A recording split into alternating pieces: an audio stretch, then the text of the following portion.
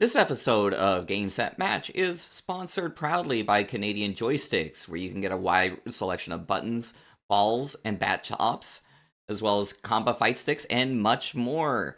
Make sure to shop at local and get shipped local in Canada at CanadianJoysticks.com.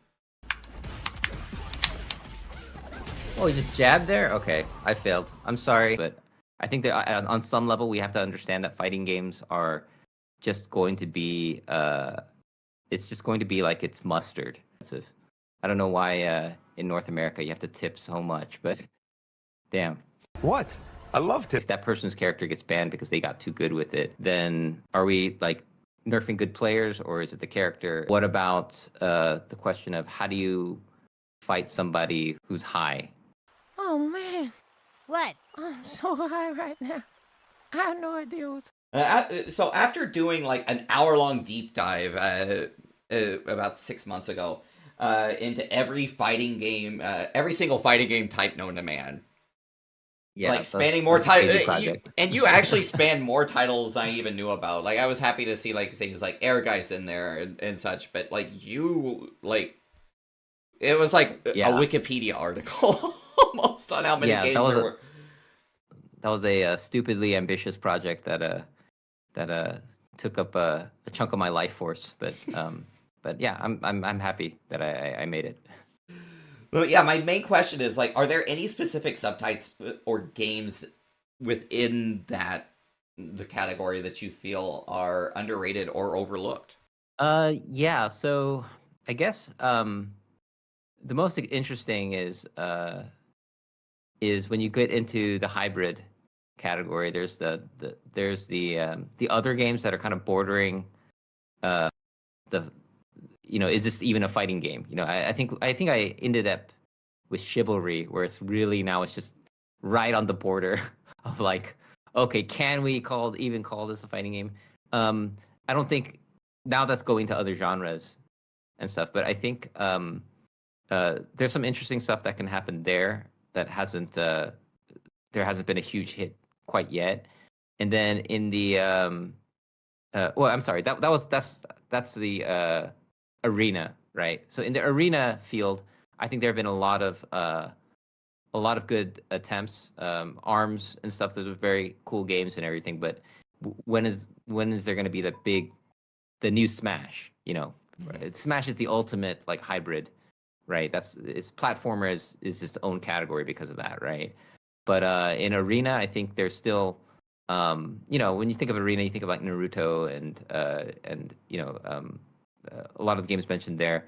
They're cool games, but like in terms of like becoming this big competitive game that is played on a massive scale, would be interesting to see what could take that for that category. And then of course the hybrid other category where you have Bushido Blade and what is it? I put Hellish Court in there, which was kind of that's kind of interesting game. It's pretty gory, but those kind of games are the idea of messing around with it's almost meta. The idea of like one hit killing, like where you have like a simulator or something, where making the most realistic fighting game possible. I know trying to make the most realistic anything in a game is not the path to like good gameplay per se, but it's interesting what can happen, I think. So those are kind of the areas where I think platform fighters are great games coming out. Rivals 2 is blowing up right now, as Smash Ultimate is now hitting the end of its life. And so I think platformers are in a good place. I think the games in the traditional side, traditional 2D fighters or archetypal or whatever you want to call it, there's 3D is kind of missing. I think it's like Tekken and then kind of Virtual Fighter, and then it's kind of like you have other games, Dead or Alive, but I feel like it's like the 2D traditional fighters are way more. It's more. There's a richness there. This is where like it's dope that we have Sailor Moon S and ST, right? Like Right. those are, yeah, they're kind of cousin games in a way. There's a lot, and it's probably because it's easier to design and make games like that, I guess. But something in the 3D front where that it would fit that category would be kind of interesting. And then the 5D games, yeah, I don't know. I guess Fighting EX Layer is the last modern game that's kind of doing that kind of thing. But Hmm. I don't know if there's something there as well. But that's another interesting area where I'd be curious to see if anyone had the gall to try to make a whole game out of. So yeah, those are my picks. Well, well, on the subject of like underrated, you've also been like a huge proponent of the game Punch Planet since it was available for Steam on early access. Oh You yeah, yeah, featured it prominently several times in your videos, and yeah. yeah, you even won Evo 2019 for the game. What was it about this specific game that drew you in and made you dig so deeply into it, despite it being a very niche game? Yeah. So I really like the art style for one. It kind of drew me in because I mean, when you look at a lot of like the archetypal 2D fighters, there's a Street Fighter graphic style. It's very you have the you have the Street Fighter KOF, and then you have like anime graphic styles, right? Hmm. Which is awesome.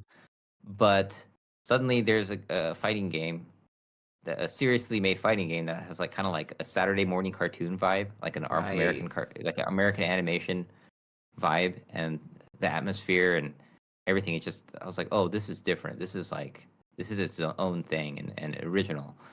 But then actually playing the game, um, I uh, I I realized, oh, this is familiar Street Fighter gameplay. This is kind of like a modern kind of Street Fighter. This could have been like a Street Fighter, a Street Fighter 5 or Street Fighter 6 even with the gameplay. And they have so right now, if you look at Street Fighter 6, the way they do Drive Rush is kind of a simplified FADC in a way, where you do the hit and then you tap forward twice, or like a dash or whatever.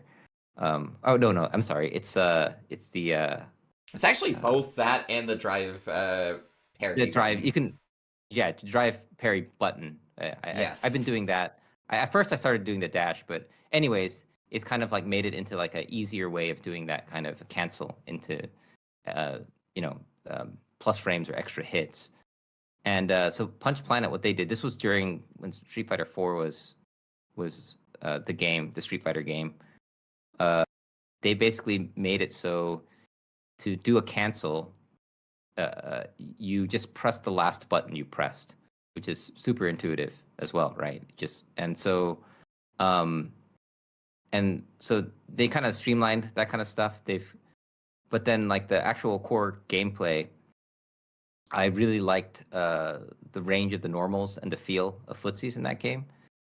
This is where I feel like Street Fighter Five they made the normals really stubby in Street Fighter Five, and it just it's hard to put my finger exactly on it. But the neutral game, there's definitely a real neutral game there.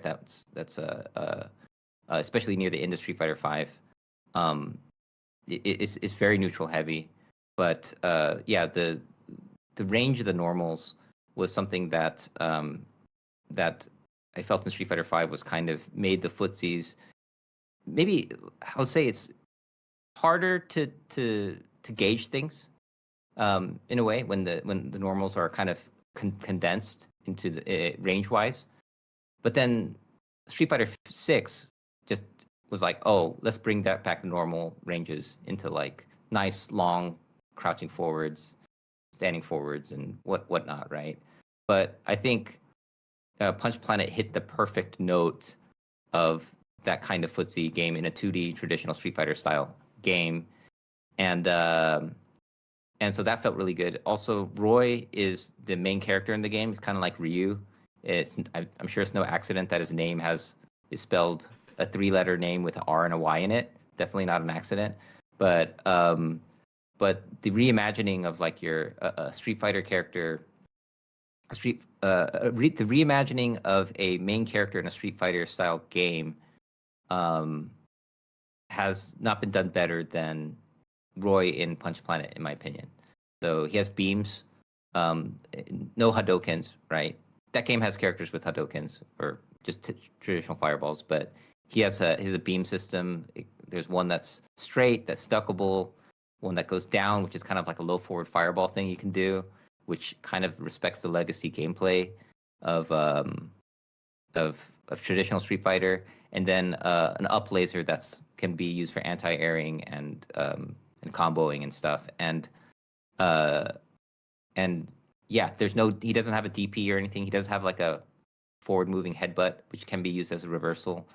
But yeah, and obviously no Tatsu or anything like that. But that reimagining of like a base, like a main character, yeah, I haven't seen a fighting game that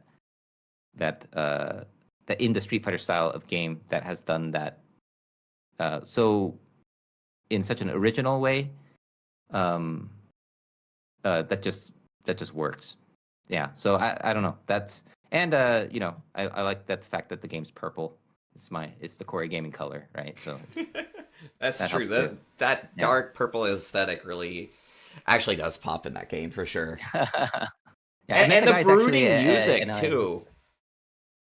Yeah. There's a dark kind of atmosphere to it. It's definitely not like as cartoony as Street Fighter.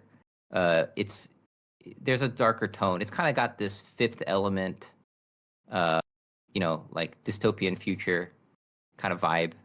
I think that's where it takes place. But then it's also kind of done in like a cartoon, Saturday morning cartoon way. Kind of feels like I guess like Batman a little bit, like a Batman cartoon kind of vibe, I guess. Yeah, I was gonna say the cool. old Batman, the animated series that was on Fox back in the day. Yeah, that's the vibe. Yeah, it's dark, but it's still like animated. It's cool. It's got a comic book vibe. Yeah. Got the young adult kind of feel to it. I like it. All right, and now we're gonna go on to our little sub segment called "Explain That Shit," where we like to take a deep dive into people's X usage. And so I want Gerald to explain the shit that he posted. XIT, not SHIT, for the censors. But That was the first time I learned that. So you posted just recently a picture of you in a park with a laptop and a hitbox, playing 2XKO. So with the caption, "Have I gone too far?" So what's going on here? Like, what is the definition of too far? Was it fighting while drinking, fighting while playing on Wi-Fi, fighting while in the park? Like, what's happening? So I guess there's a lot of things that might be seen as taking it too far already in the picture, but there's some context that's out of this as well. I went to the park with my wife, and because the weather was really nice, and it's actually next to the Han River. So if you look further, there's actually a river there, and there's a lot of people playing with their kids and playing ball and stuff like that. And yeah, I was so the 2XKO Alpha Lab 2 was active, and obviously it's very limited. It's only a few days where you can play this, and I'm really excited about this game. And I turned down friends wanting to go out for drinks because of that weekend. And my wife is like, "Hey, you want to go by the river? The weather's so nice today, and we can get like, drinks and maybe a little picnic or something, right?"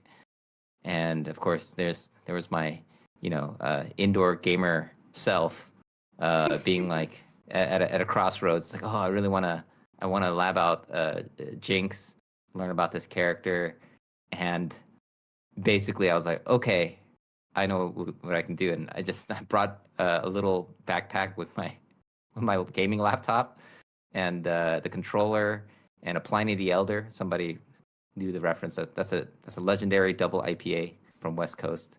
That was my thing, and then we biked over, and we found a nice, beautiful spot. Weather was beautiful, as you can see, perfect outside, and there I am playing a game outside where everyone's doing outdoor activities. So yeah, that was and then and my wife is cool with it. She's reading her book or looking, watching videos on her phone or whatever. So it is fine, but it's like, I don't know. There's a moment where you realize like kids laughing and people playing with kites and doing outdoor activities, and then you're the guy that's outside doing an indoor activity. I felt so ridiculous. I was like, I have to let people know about how ridiculous I am. So, yeah. Well, my question is, especially like in Seoul, like in Korea, like League is so ubiquitous. Like Faker being one of the most famous esports competitors on the planet. Did you Sure. ever have any kids like wander by, see what you were doing, see maybe Jinx on the screen, and just get hype, or did they all just keep to themselves? Yeah, I mean, I think the kids were just they were minding their own business and doing physical activities and stuff. I've had kids come up. Sometimes I'll bring my guitar out to the river and play some music. I play electric guitar, so I have headphones, so it's quiet. I'm not bothering anyone, but people will talk about that. But I think I just look like some guy who's doing spreadsheets on my computer from afar. So probably just want to avoid me as much as possible. So yeah, but I did labbed out some combos and learned some tag setups during that time. So it was useful. My battery didn't really last too long because the screen had to be on full brightness because it was so sunny outside. Yeah, so it was like the battery was like, okay, and you're playing a game. It's like, all right, phew, I'm gonna die on you in an hour. Yeah, so. And I will say is like it would be like as a PSA, it would be inadvisable to try and do spreadsheets with a hitbox. So just Yeah, that's true. Yeah, I don't know if people knew that was a fighting game controller. I think most people, when people see stuff like that, like gaming controllers and stuff, they think it's some kind of like musical device. Sometimes, like it's some kind of MIDI device or something, it kind of makes sense. Yeah, but we were also away from people playing like soccer and stuff. We were next to the trees, which is you don't want to play like ball sports like that. So, yep. Okay, we have one more question for 2 more questions for the audience. Actually, the first one comes from one of our local players, Shelly's Dead, who asks, "What is your opinion of the modern view of your buffs over nerfs video from years ago, allegedly being the reason for Tekken 8 Season 2 and other quote unquote party game patches like DBFZ and Guilty Gear?" Yeah. So this video has always been a controversial video before, even before all this, right? This kind of made a while ago, I think, and the video was kind of a response to calls for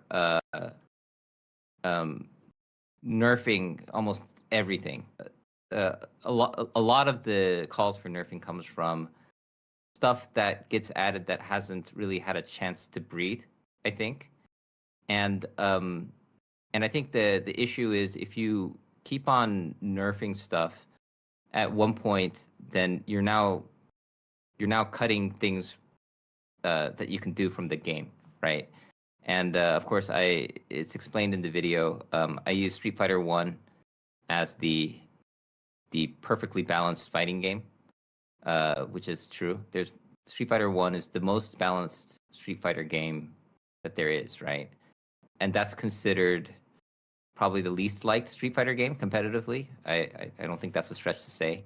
It's also an old game, has a lot of issues with the controls and everything. I get that, but then on the other end, you have Third Strike, which is often considered, a masterpiece. I know a lot of people will disagree with that, but a lot of people do feel that Third Strike is like a good fighting game, right?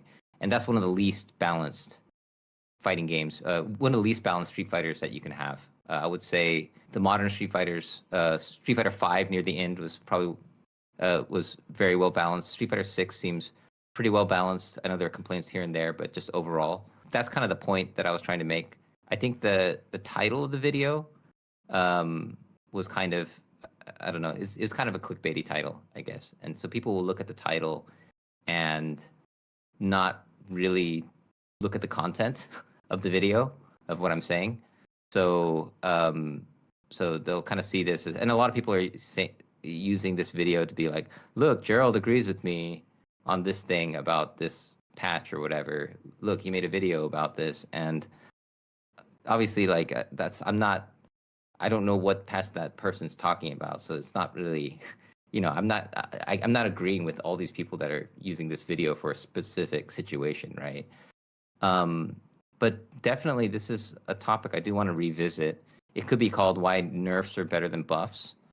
And this would kind of go uh, at the core of what people what people don't like about the way a move a character has or the amount of damage it does, um, and why that can break a competitive scene. So the most interesting thing about uh, like a strong character, there's been some interesting moments in fighting games. Smash with Steve has always been interesting to me. I'm not I'm not like a Smash Ultimate player, but a lot of my friends are, and I've seen the community reacting to Steve, and it's interesting because Steve plays so differently from everybody. It's just like that's not a that's not standard Smash, right? You're building stuff. You're playing a different game. I don't know if you. Oh, I've seen some clips, and they look. It's just wild. Yeah, it's like you can build in the air, and if you have a character that's unorthodox like that, and they're powerful, this is when the community starts to rage, right? And this happened with Akuma in Tekken 7.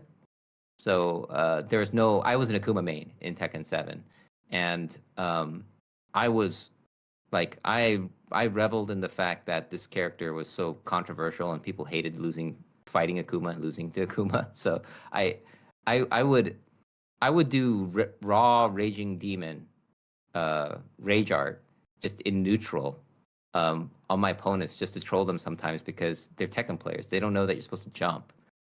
You don't block, right? How you avoid it is you're supposed to jump, right? That's an unorthodox thing to avoid a technique like that, or sidestep. They're thinking, oh, I can sidestep, right? But it'll track. So a lot of people just got hit by it raw, and then they don't rematch me, right? But when a character or something has like the way they play is too radically different, and they're too powerful or very strong in the game, then that becomes like now it becomes a problem, right? And I've noticed this in Smash Ultimate with Steve, Akuma in Tekken.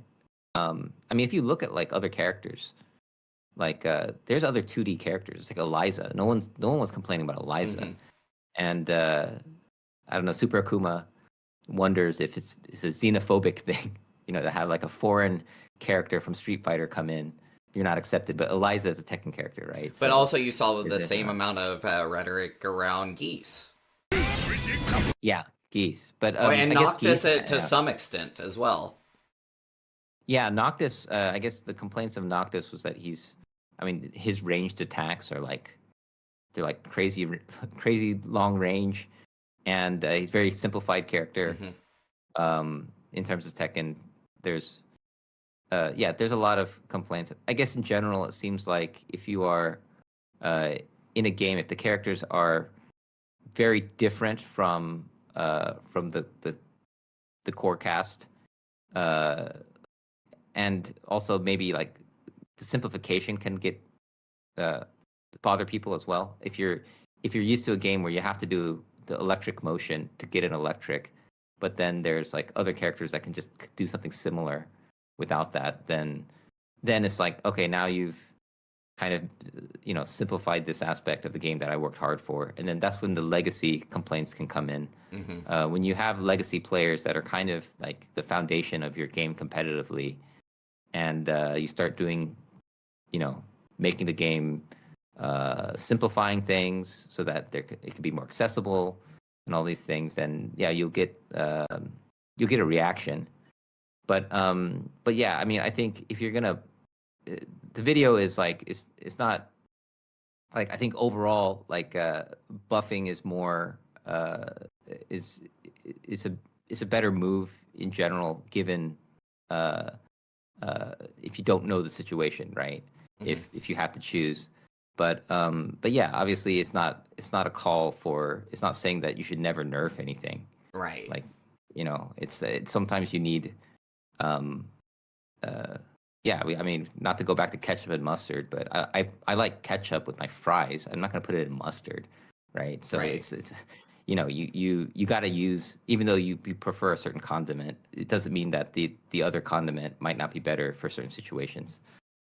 I just used the ketchup mustard analogy on game balance. So Well, side note, it I'm worked for not a big. everything. Yeah, I'm not a fan of mixing ketchup and mustard on even burgers, so I totally get the analogy Yeah, no, as well. I'm separate. Yeah, but yeah, Yeah. I mean, there's a like party game patches. That's another. It's an interesting term.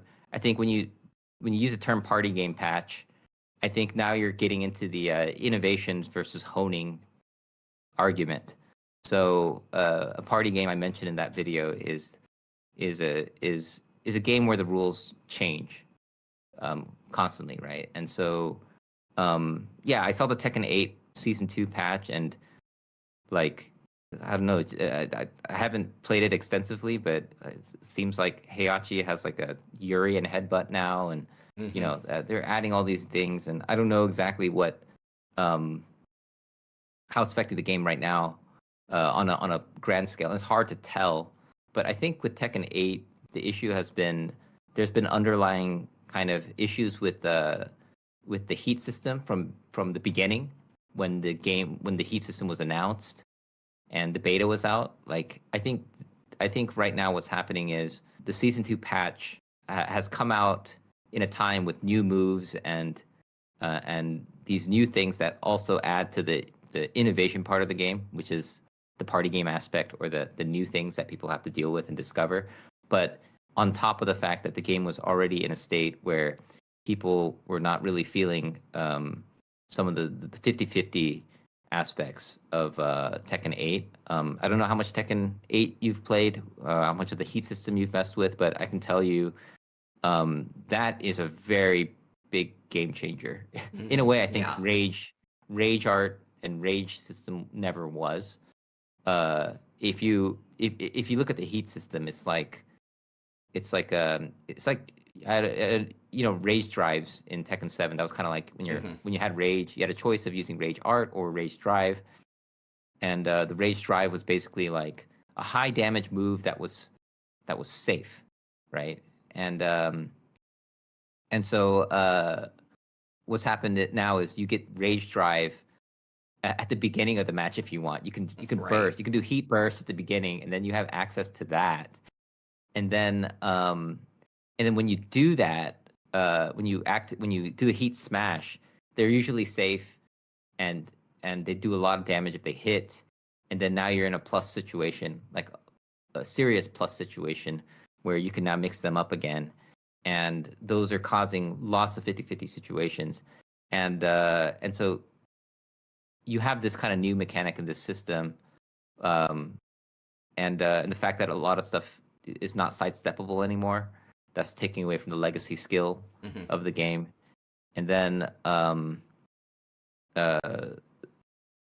yeah, and then from that base game, now you make season 2 where you're you're adding all this, you know, all these new things and moves, and it just I think it was a tipping point patch, Hmm. really, more than anything. It was kind of, it's not like people were like, oh, season 1 is perfect, but season 2 it's just 180 now. I think it was like a underlying thing, and now I am working on a video right now that kind of addresses it. I noticed online there's a lot of, it's pretty intense. Some of the Tekken fans are very very passionate, I guess, and some of it is turning into uh, like people are getting harassed now online.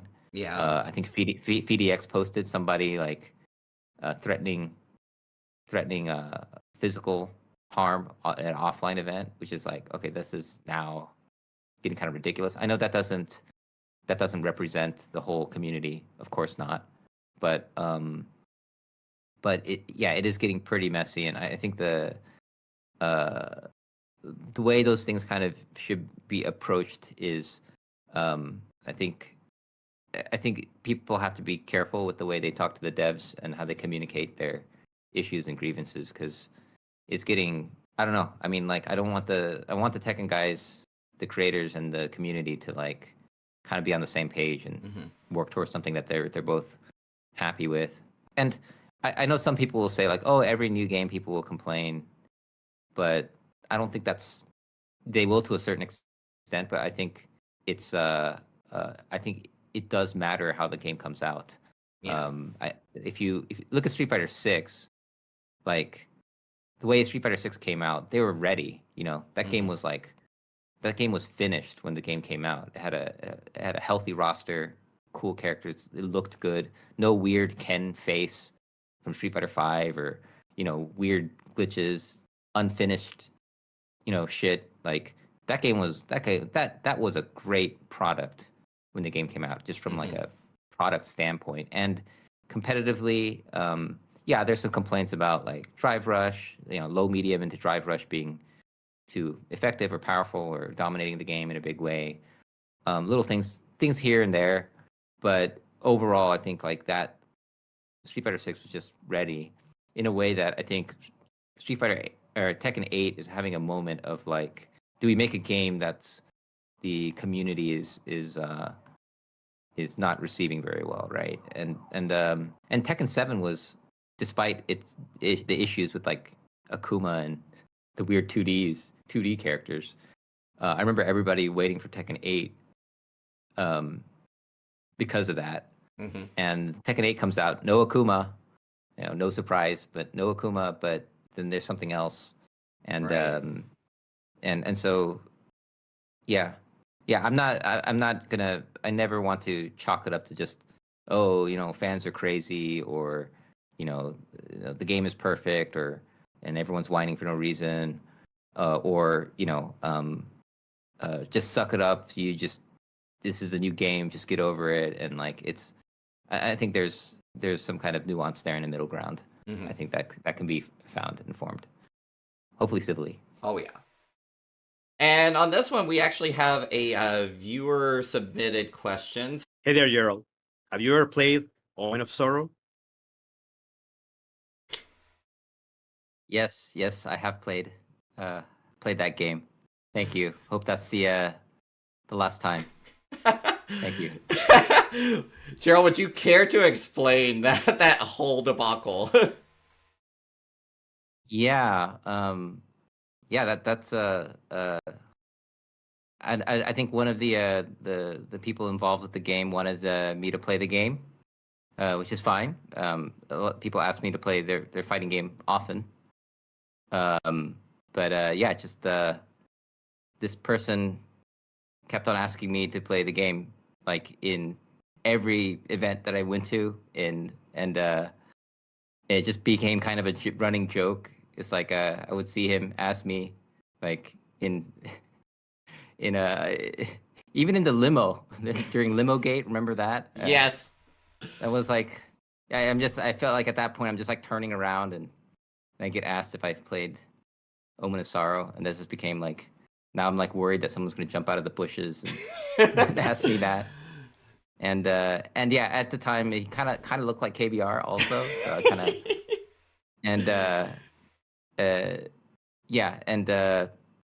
so then I think you guys got KBR in on that joke. Yes. I think the first time I met him, he asked me that question, and I was like, yeah, I was like, all right, this is good. You guys got me. Good. Oh, I'm glad you guys are keeping it alive, keeping the torch. My sorrow, the real Omen of Sorrow. Yeah. with the era of like Coden always getting got by Paul Rudd with the Mac and Me clip, you kind of need stuff like that here. Yeah, that's a funny inside joke. Why? You can't do this on a pod. There he goes, wheelchair.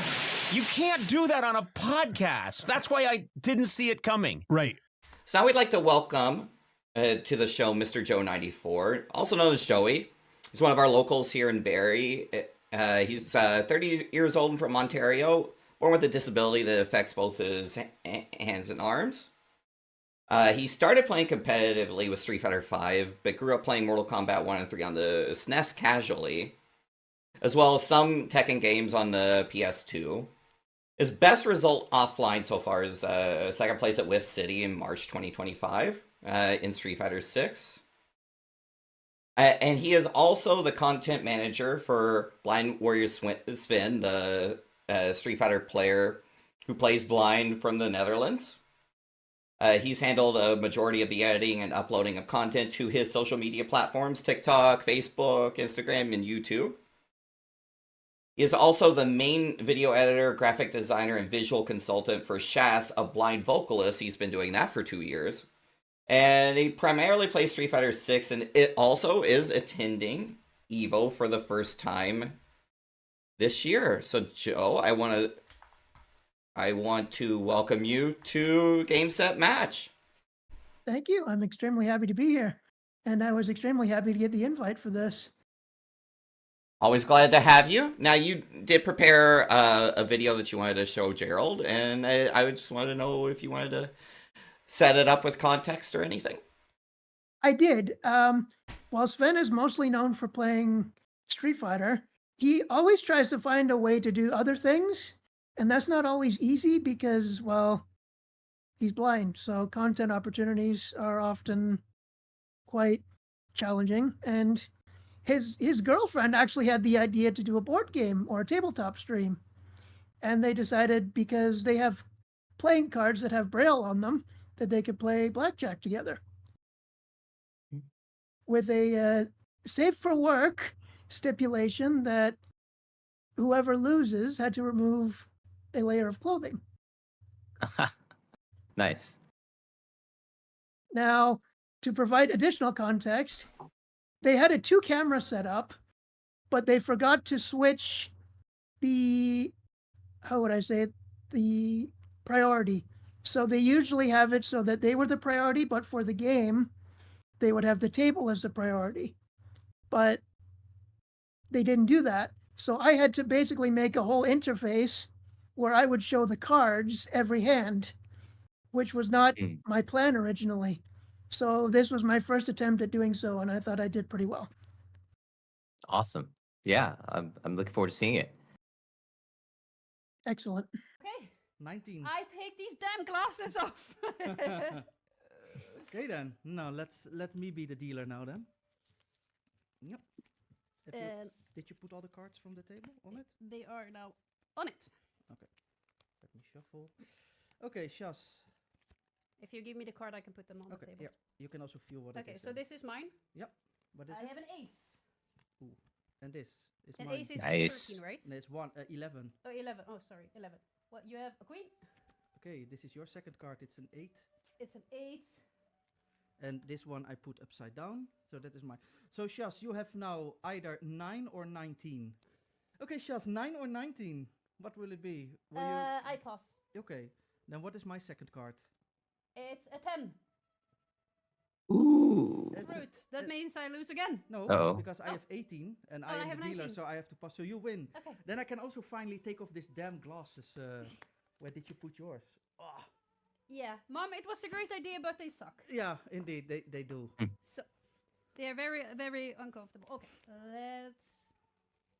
You shuffle. So yeah, this is It's my I don't know, Joe. Did you I guess were you operating the layout during this whole time when the cards come out and Yes, And, I was doing this manually oh wow, okay, so you were because watching this didn't this. exist. Yeah. Okay. So I guess was this pre-recorded and then you saw the cards and then you're putting it on after the fact, or was this during the a live broadcast? This was a live broadcast, and then I clipped the VOD and did this after. Wow. Okay. Yeah. Okay. So this is now up on YouTube with the extra graphics that you had put on top of the original live stream. Yes, because I was fixing a mistake because he was supposed to switch the priority of the cameras. So that Yeah. camera, the second camera, was supposed to be the main one. Ah. So you okay. could see the cards, but he didn't do that. So this was Yeah. fixing a mistake that he made. Oh, okay. I see. I see what you did there. Yeah. So, but in a way, it kind of adds to it. You see you can see the subjects much Yes. better on this angle, right? Yes. It was more elaborate. You had to put more work in, but overall, it made a better piece of content, in my opinion. So that's and actually because the uh, chat was broken, I used it as a scoreboard. okay. Well, yeah. This is adaptation, right? That's awesome. Yeah. I mean, if I were just watching this without any of the behind the scenes that you described to me, it feels like just like this was all intentional, and yeah, I have no idea, right? But I guess this is kind of how this content game goes, right? Yes. Very cool. Yeah, I mean, you can keep playing it. Sip a bit. Yeah. Okay.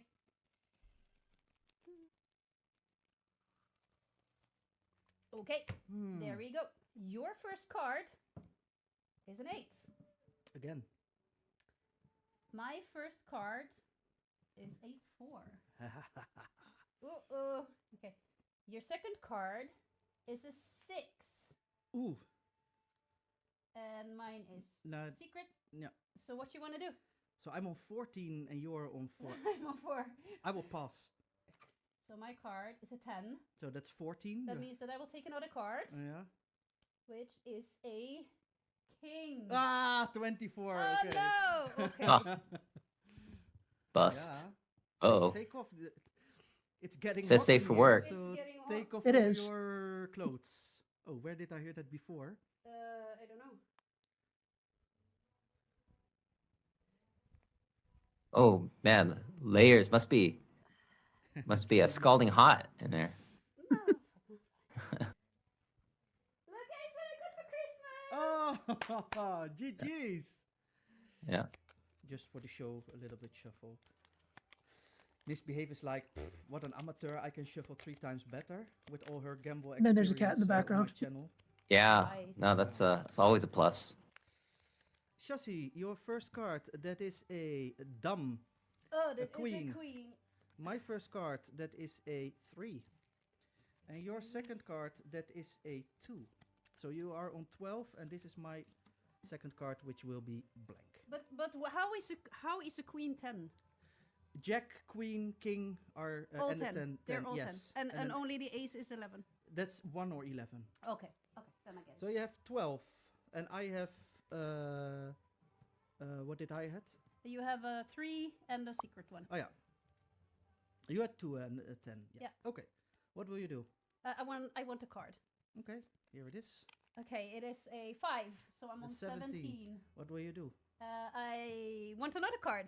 Oh really? Yes. Ooh, I'm being dangerous. the gambler here. Yeah. This is your card. Mm. Check Okay, what it this is my card. This is 7. Ooh, so 24. I lose again. I suck at this game. Oh no. No. I Doesn't smell matter what you collusion. shuffle. Okay, you can shuffle it for me because I have to strip. Yeah. Let's go. That is what we're all here for, right? I hope you guys enjoy this. I enjoy getting a little cooler. Yeah. If I had this look in the casino, I could stop streaming. I could stop working. There we go.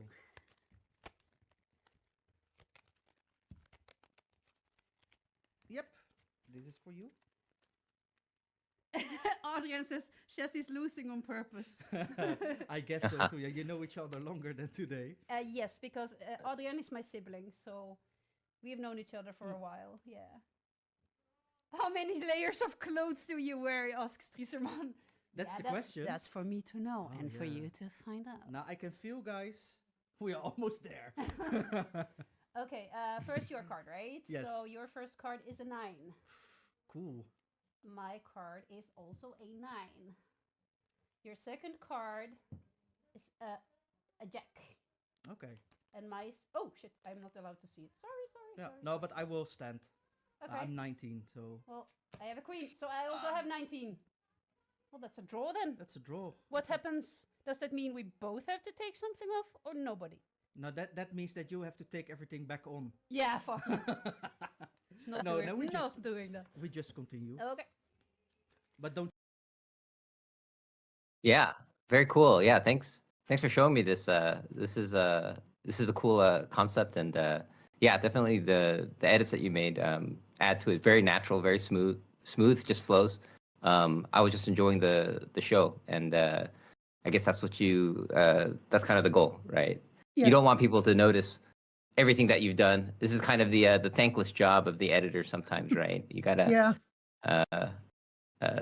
you do all this hard work. People just enjoy the show, and that's it. They're not thinking about the Adobe After Effects or Premiere or anything like that. So I just used DaVinci for all of this, and maybe Oh, Photoshop yeah. once. That was it. Oh, nice. Yeah, DaVinci. You have taste. Yeah, I'm using DaVinci. Our company's still on Premiere for various reasons, but yeah, they're very cool. Yeah, awesome. Thanks for showing me that. Okay, so Joe, is there any questions that you'd like to ask Gerald? Yes, I know you were doing some work for the Olympics. Is that right? Yeah, well, it was work that we got through ABC, and it was in Pyeongchang. Okay. The Pyeongchang Olympics. I want to say it was 2018. It was quite a while ago, so I'll try to dig up my memories of it. But it was very, yeah. I learned a lot in that experience. Got to meet Jonathan Bennett, who was the love interest in Mean Girls, which is it's kind of an old movie now. I think there's a new Mean Girls, like for Gen Z or something. I can't believe I'm saying that there's like the original Mean Girls, but yeah, that was it was a very cool learning experience. Got to see all the athletes and the venues, which were pretty incredible, and yeah, I got to touch the torch, so that was kind of cool. So Yeah. I was wondering if they were to do some kind of eSports Olympics for fighting games or something like that. How important do you think it would be for the production staff to have experience playing them? To know Oh, what yeah. to shoot and the angles and stuff like that. Yeah, And if so there would be work that's for consultants and stuff like that to do. Yeah, that's a very good question. I think it's very important to have people who understand the game, play the game in the right places, right? It doesn't have to be every single person of the production staff, but you know, I don't think I can just make a strategy of like how to staff and make the team that would optimally make the best results, but at some point in the pipeline, you need to have people that kind of understand this, and then the people around them need to understand, need to be able to communicate with those people who know the game. For example, like if you're doing fighting game stuff, this is kind of I guess this is kind of our thing, right? Input delay is a very big deal for competitive integrity in terms of the matches, right? And I've done some podcasts with some pro players, and of course, no one's mentioning any names, but definitely this is one of those things where a lot of the players have grievances, but they can't really, talk about this stuff, so openly because nobody wants to throw anyone under the bus, but there's definitely when players for fighting games are playing in certain tournaments, they are preparing for that. They expect that there will be some kind of like issue with input delay, because the way that you route the broadcasting stuff, like the cabling that you do, the routing of the wires, they can introduce delay. And yeah, if the delay is like 2 frames, the people that are working the event, they're gonna think this is fine, right? There's no way they can notice 2 frames. You can only notice something like that when you're working on very strict combo links and when you're playing at the highest levels. So that's just one example. But then again, if you were doing a StarCraft event, which I believe StarCraft was in the Olympics, StarCraft 2, one year. Was it Pyeongchang? Was that the same one? I think Scarlett, she won that one, got first place.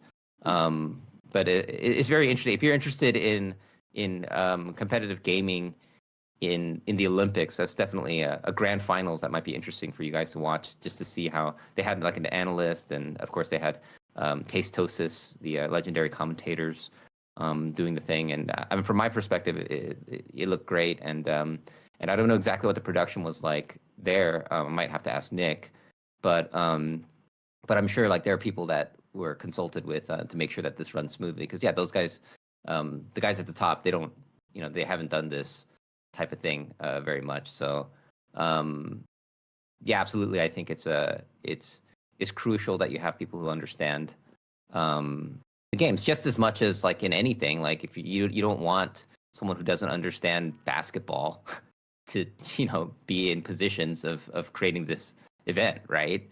It's the same thing with these kind of games, and even within the games too. Like I said, in StarCraft, you can have a tournament from Korea to the other side of the world, somewhere in Europe, and it can still be a meaningful tournament with a lot of prize money on the line. Whereas in the fighting games, you can't really do that, even with great rollback netcode. If you try to make a high stakes tournament on the other side of the world, then it's you can run into issues. I mean, you don't need to have like a Daigo in every corner filming everything, but it helps to have some experience in some capacity. Yeah, exactly. Yeah, you don't need a guru in every single position, but I think this is where the managers and the event runners just need to strategically have the right people to consult with, but yeah, I'm not one of those Olympic producers, so I don't know exactly what the structure would look like, but if they had questions, I'm sure I could help them, and I'm sure you guys could as well. Oh yeah. All right. Thank you. Yeah, and anything else? Or? Yeah, yeah. I mean, so this is kind of interesting to me how you've kind of worked with Sven on this content front. Like you said, Sven is blind, and there's the way you approach working on this kind of content and the way that you communicate it. It must be the way you approach it must be different from the standard approach to working on content for a content creator, right? So I don't know, what are some of kind of what is the process like? Actually, when he decided to become a streamer and did a lot of streaming, he was very careful with the moderators that he chose for his Twitch, because he Okay. also decided to start implementing them into his other content as well. Like he would make like a group, and we would kind of all help him with that. So he would Yeah. not just have moderators; he would kind of have like a team. Like the That's moderators would have more of a job, like not a job, but like a role, so to say. So he was very selective with who he chose. okay. Yeah. So how did you get chosen for this position? Actually, Sven was actually the reason why I started playing Street Fighter. Oh, Or wow. started playing it seriously, because I also have a disability. And I Yeah. saw Sven playing, I think it was Sonic Boom in Madrid. Yeah. And I saw him win a match, and I thought, if he can do that without being able to see, why wouldn't I be able to give it a shot, right? Yeah. No, it's incredible. I've heard Sven talking about how he uses the audio in the game, right? Because I think at the time Street Fighter V had a really good kind of stereo a stereo system for the positioning of the characters, right? That the set you can use echolocation. I hope I'm using that word correctly to kind of determine where the positioning of the characters are. And of course, in fighting games, distance is crucial. Distance determines what you're doing at any given moment. And so, I'm sure he's kind of divided the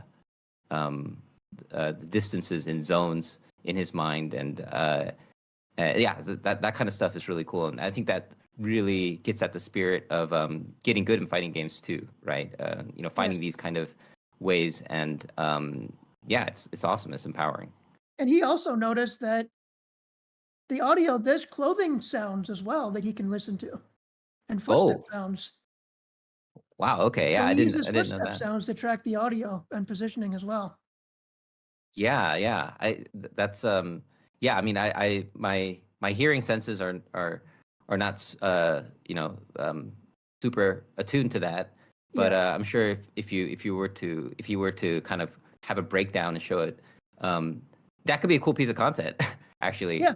If you were to kind of this is something that if you made a piece like this, it would be fascinating for, I think, like everyone. I mean, that's a very cool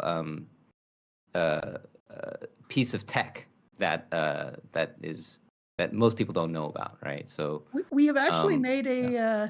accessibility feedback series because Street Fighter 6 has tried its best to do more for blind players. And he said it's That's a awesome. very good first step, but there's more they could do. So we decided to go into online training mode and figure out, okay, what is difficult for him to figure out still by sound?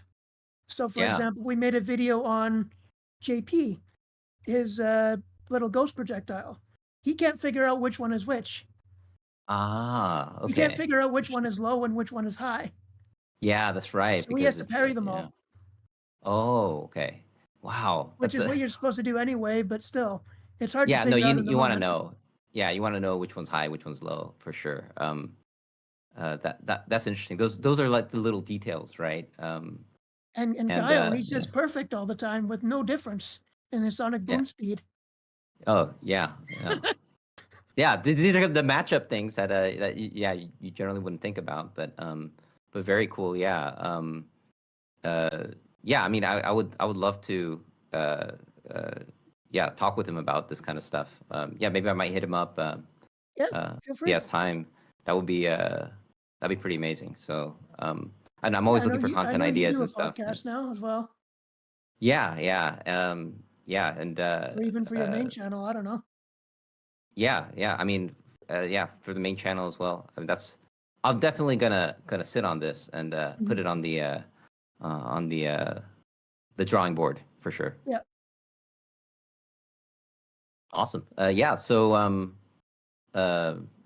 yeah, it's very cool that you showed me this, and yeah, I think I have a better idea of like how this kind of yeah, how the workflow works and everything. So appreciate that. Thank you. Thank you for taking the time. Okay, and that's going to do it for us. But first off, Joe, I wanted to thank you for showing up, and absolutely, I'd love to get you to tell people what you're working on, where they can find you on the internet. Well, for the most part, I just work behind the scenes for Sven here and make sure that he sees or he has content on his channel every week.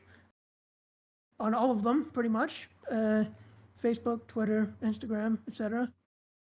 YouTube. And if you want to follow me, you can do that on Twitter at mrjoe94 or Twitch on the rare occasions that I do stream, also at mrjoe94. And that's pretty much about it. Have a good night, everybody. Good day, good afternoon, wherever you are. Bye-bye. All right, that concludes our second episode of GameSetMatch. I want to once again thank our guest, Gerald Lee, for joining us. And Gerald, I'm going to give you some space to tell everybody what you're working on and if they don't already know, where they can find you across the internet. Yeah, yeah. Thanks for having me, and yeah, if people want to find me, of course, I have the YouTube channel Core A Gaming.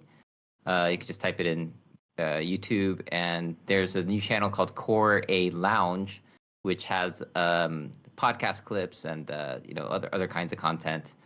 And yeah, you can follow me on Twitter at Core A Gaming, no dash. I don't tweet very much, but occasionally I'll have a banger. So yeah, you can follow there if you want. And yeah, appreciate you having me on the show. It was a lot of fun, and yeah, hope everything takes off for you. Appreciate it. But one more thing before you go is I want you to like give us one more look at that shirt, because it is, it is a banger. Yeah, so this is the shirt. I guess you can see right here. Yeah, so that was a special edition that we put together for Canada Cup 2018 to help get Koshun to Canada Cup, the legendary Third Strike and Sailor Moon player. Yeah, and all the proceeds from making and printing those shirts went to to paying his way there. And I want to give a special shout out to the artist that made that shirt, Rochi Leona from New Zealand. She does amazing work. She actually did my own personal emotes for Twitch. And yeah, give her a follow. Her socials are in the description as well. But now this is Minako signing off. Thank you so much for listening.